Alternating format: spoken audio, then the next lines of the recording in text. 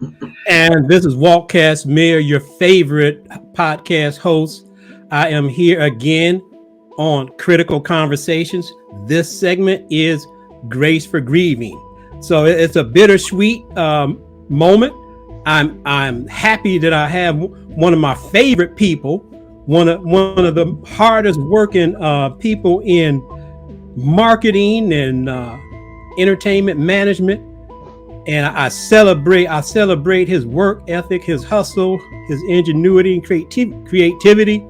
But today we are joining in his grief journey. He has given us the privilege of letting us peer into his journey.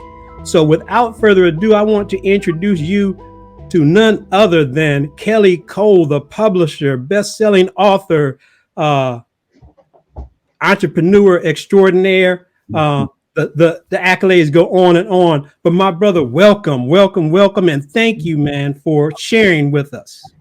For sure, man. Thank you so much for having me. Well, my brother, you mentioned that you have no experience with this, as do most people. They don't have experience dealing with grief or sharing their grief story, and more importantly, the majority of our family and friends don't have any experience really of helping us. Right. So as you allow us to experience how your grief journey unraveled, I will pop in with a few interjections and teachable moments, and hopefully as you tell your story, process some of that emotion and know the things you're thinking, things you hadn't thought about that maybe you will now. Um, I'm certain that many people will feel the same and be grateful, eternally grateful that you had the courage to share with everybody. So to start off, man, I just want you to tell us who it is that you are mourning right now. I know you put some of it out on social media, but just tell us about who it is that the loved one that you've lost, and like how it all unraveled. Yeah, man. Yeah, I lost my mom. Hmm. When I shared it, I always say that, I lost my number one cheerleader, my best friend, the only person in this world that I knew loved me more than anybody. And the crazy thing about, grief is in death. Like you can feel it coming. I remember my son asked me at the beginning of November, will I come to Nashville um, at this particular date? I forgot what date he asked me to come to Nashville, but it was a date in December. He asked me, he wanted me to come to Nashville. And I said, no, me and mom are scheduled to go to a Bears game. Hmm. And I said, I feel like my time is running out, so I need to spend as much time with her as possible. Wow. Now, was she ill, or did you just have the intuition? Intuition, and she's always had, heart problems, so heart complications. And about 7 or 8 years ago, she had open heart surgery. They put a heart valve in, and closer to the middle of last year, they thought they were going to have to replace it, and that just didn't sit well with me. So I kind Mm-hmm. of like, and I just felt her getting tired. Like I felt her getting tired of, fighting, getting tired of being in pain, getting tired of, life. Had she explicitly expressed that to you, or you just picked up on that? I picked up on it based on how she began to change. If you have a routine with someone and then they begin to alter their routine, I don't know about everybody else, but I pay attention to everything. So Mm-hmm. my mom has never, if I call my mom, say I call her at 12 noon and she's at work or something like that, she'll call me that she'll never go a day without returning my call. Mm-hmm. Even if it's in the middle of the night, 12, 1 o'clock in the morning, and she knows I go to bed early, she'll call me and say, hey, why are you in the bed so early? But she never went a day without returning my call that Mm. same day. Okay. And Okay. when that started to happen, And then I just started to hear it in her voice. Like I just felt her getting tired. Okay. Now, how many siblings are there, or is it just you? No, man, on my mom's side, I'm the oldest, of course, but then there's my sister Candace, my sister Jasmine, my sister Autumn, my sister Dianca, and then I have three brothers, Javaris and Javante, who are twins, and then there's the bias. So there, what is that? That's seven siblings. Okay. Wow. Okay. Yeah, A lot of what we call first degree bereaved. mhm, Because you have a lot of onlookers, yeah, and a lot of times the onlookers, the people, the just acquaintances, will try to cheer you up and inadvertently say some things that don't cheer you up. for sure. Yeah, And so, were you guys supporting each other, or were you the main one being the pillar, or how that play out? man, great question. It has created a bond in us that I really can't explain. Like I've always been cool with my siblings, but it has made us so much closer, and we have supported each other and encouraged each other, and Mm, just been going through this thing together. Like I said, it's been amazing. Like the best part that has come out of it is how we've all came together okay. um, throughout the process. Throughout me, living away from my mom, they all lived in Chicago, and I live here in Virginia. I never missed Chicago. I've always missed my mom and going there to see her. But most of the time, when I miss my mom, I'll just fly her to me or fly her to another city that I'm going to be in. But since her passing, I actually miss Chicago and miss my siblings. And I've been wanting to go back since the funeral in December. But yeah, it has brought us extremely close together, and we've been depending on each other and helping each other get through it. Nice. That is a positive narrative. A lot of times, uh, any type of stressor, but definitely a death or a sickness will bring out drama. And it did. I've experienced both sides. Most I Okay. really haven't shared this, like on my dad's side. So my stepmom, she has been basically a vegetable for about a year and a half now. She got hit by a car Mm, in Arizona a year and a half ago, and has been in the hospital ever since. She broke a bone in her neck, the bone that connects your skull to your body in the back. wow. And so she's been in the hospital. And immediately when that happened, on that side, those siblings, like you said, drama and chaos, and did more separating than anything else. So grieving the mom that birthed me and the mom who helped raise me. So it's been a tough year and a half. My brother, I know you and a lot of people wish, we could flip a switch or take a pill or go get a treatment and just accelerate the healing. Yeah, But there's no hack for this one. no, And if there's any message I would love for the viewers and listeners to really take home is the only way to healthy healing from grief is to go through it. yeah, If I could give a short example, if you get if you get a cut, mhm, not a little boo boo man, but a big gash, yeah, and you get dirt in it, and you get it contaminated. If you don't go to the ER, it may heal up if you just go home and do some home remedies.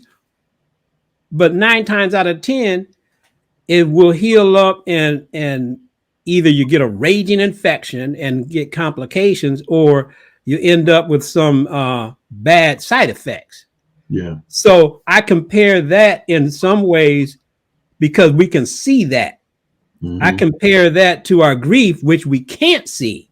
right, But I'm very biased. I believe that we should all seek some type of grief counseling yeah, because it's one of the most traumatic things we ever experience. But most people never get any help. Yeah. And with some compassionate, competent help, even if you're not, going through, as they say, if you're not having complicated grief, having someone who can guide you through that, you will actually, it will, in most times, accelerate your healing Yeah. and enhance the healing, and to the point where you actually end up growing from the experience. Like what it sounds like your family had, where you guys came together. Yeah.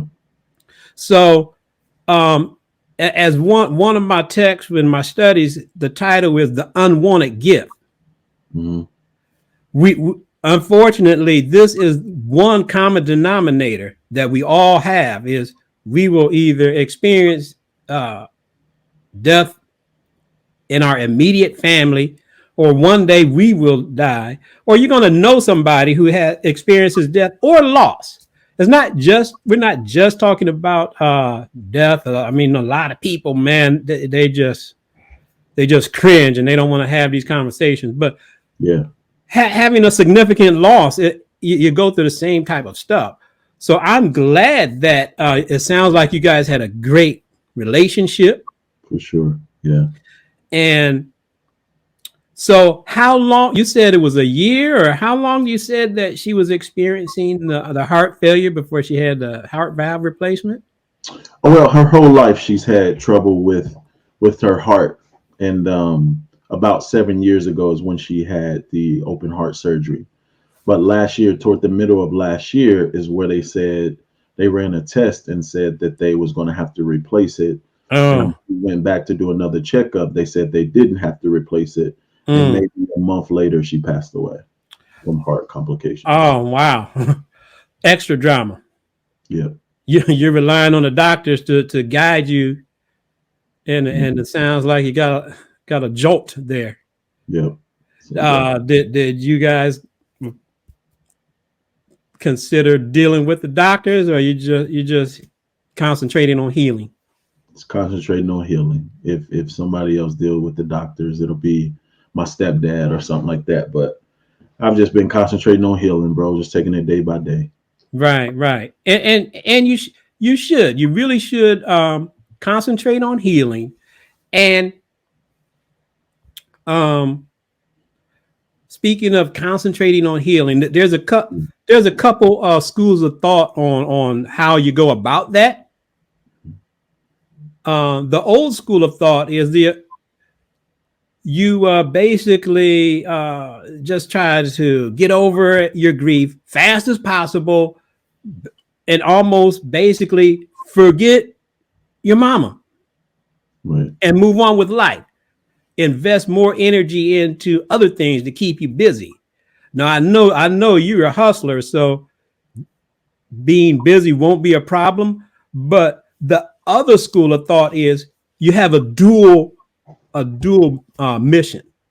Yeah. You don't want to forget mom. Right. Now you don't have her physical presence, you have her spiritual presence, and you want to mourn. You're going to go on and face that hurt and deal with it and go on and process that. But at the same time, you want to embrace her, the memories, how she motivated you, every Yeah. positive thing, every contribution she made to your life. Um, that's what we hold on to and incorporate that into our new normal. For sure. I Yeah. saw one of your posts where you were saying something to the effect of "Mama worked too hard for you not to be successful," something to that effect. Yeah. For sure. Yeah. I shared that. That was a quote. That's one of my favorite quotes. Like she did. She worked too hard for me not to be successful. Like I never saw my mom stop working, even when she was supposed to be retired after her open heart surgery. It didn't take her long before she was back working. So she never stopped working.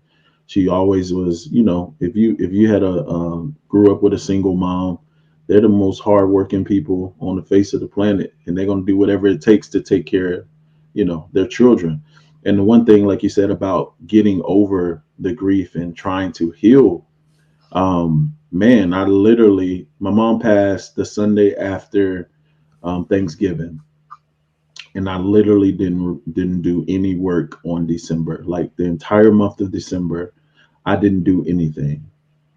And for me, that has never happened. Like, and I didn't have any desire to do any work. Like, Mm-hmm. that's what I do. Like, I work. Right. And man, grateful for the support of, someone very special in my life who has encouraged me and pushed me and kept me going. But if it wasn't for her, like, bro, I'm telling you, I wouldn't be having this conversation with you.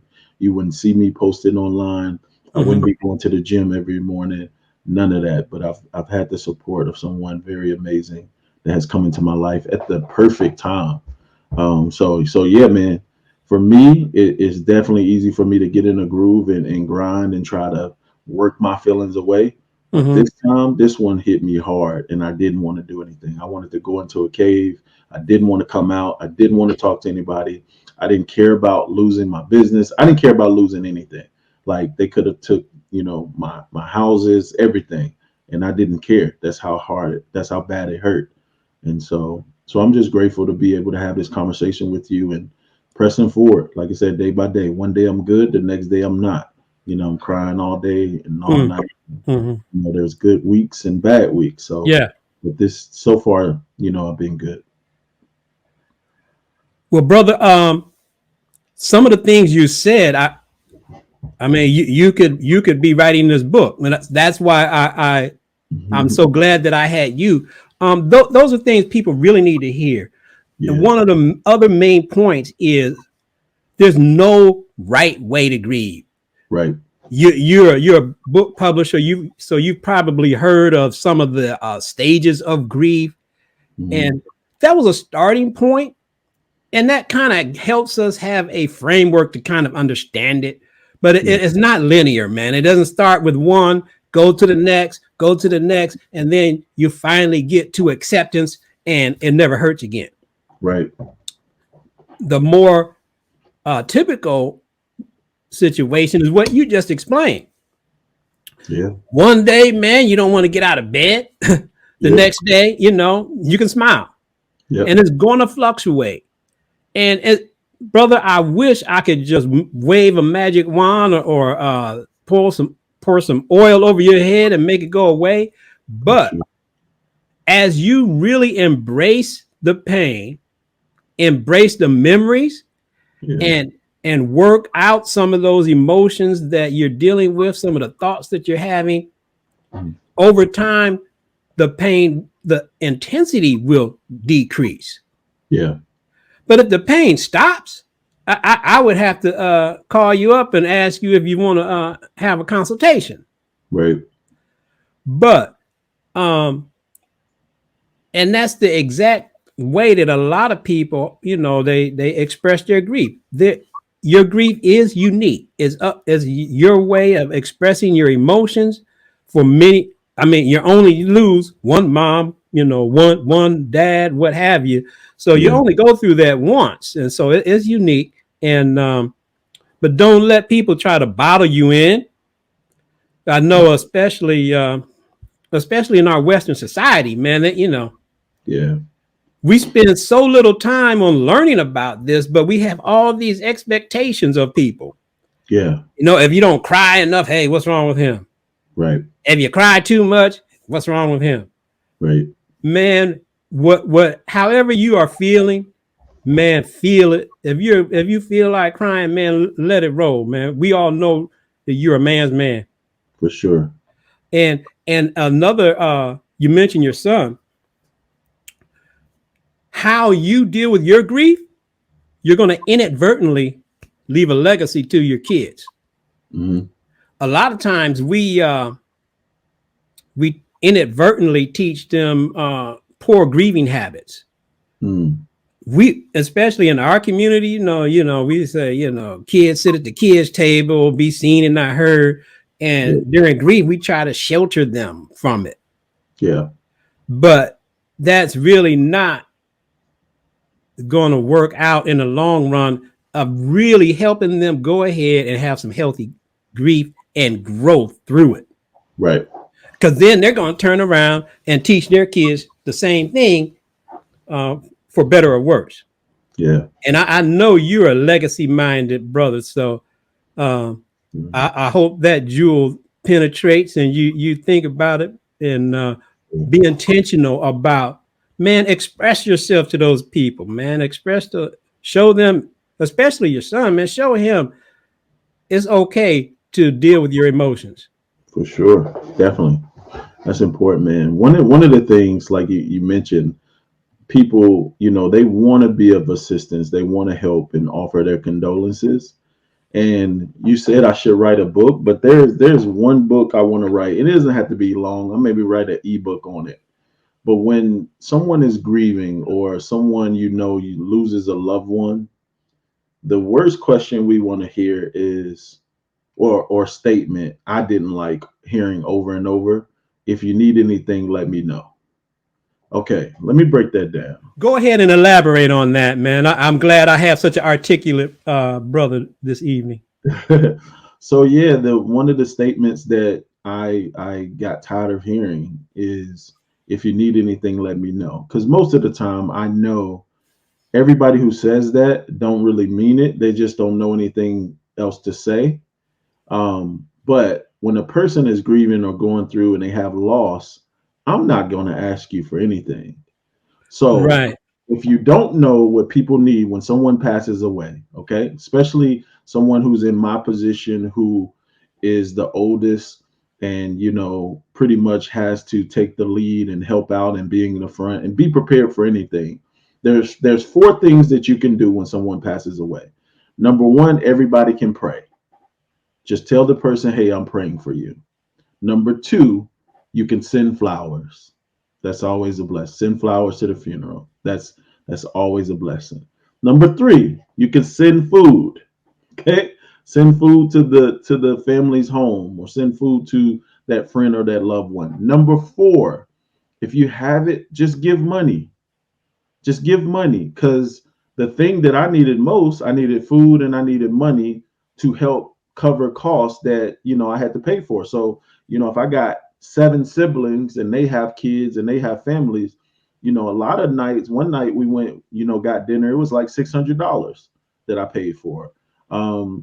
Just ordering food constantly, making sure things are taken. Especially if a mom passes away, you need food and you need money. And there, I had to buy certain things for people who didn't have clothing to wear to the funeral, all of those things. So those four things: if you don't have any money, you can pray, you can send flowers, send food, or give money. Those simple things.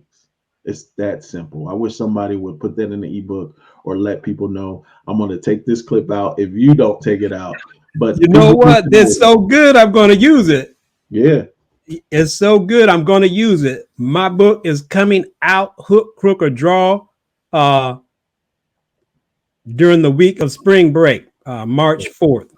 Awesome, man. I've been procrastinating and then seeing your post and say, oh man, he's talking directly to me on that one. And so I will use that. That's awesome. And if I could, I'll add one more. What's that? And I think it fits right into what you were saying is since most people really don't know what to really say, Yeah. just be quiet and just be a healing presence. Just Period. be there and let the person know, hey man, I'm here with you. That's it. You have enough courage to get through those awkward silences and just be with Right. your loved one. Right. That's it. Those nuggets are so good, man, and we're getting close to our time mark. Yeah. I'm almost tempted to say, man, that's so good, we can end it there. But Mhm. I did want to ask one more parting question, and then I will tell allow people to know where they can contact you about your enterprises. But if you could, if you're up to it, Mhm. tell us about a lasting memory Yeah, that you will embrace moving forward in your new normal. for sure, man. So I, the year before she passed away, she passed away in 2022. So December of 2021. right? I took my mom to Disney World for her birthday. Never knew that that was her dream. We could have been went to Disney World, but I rented a big house with Hmm. a pool, took my mom and my whole family, so siblings, everybody. Took them all to Disney World to celebrate my mom's birthday, my daughter's birthday. It was like 3 or 4 different birthdays, but it was my mom's dream to go, and I had no idea. Oh, my niece's birthday as well. And so it cost a lot of money. It did. It cost a lot of money. And what made it worth it was on the ferry ride. If you've ever went to Disney World, on the ferry ride over, they're playing, because it was December, they were playing Christmas music. That's my mom's favorite season. Her birthday is December the 8th. And they were playing Christmas music. And I look over at her. She's got her 2 granddaughters in her arms and she's just crying. And I said, Mom, you good? And she said, Yeah, I'm just so happy. She said, This is the best birthday ever.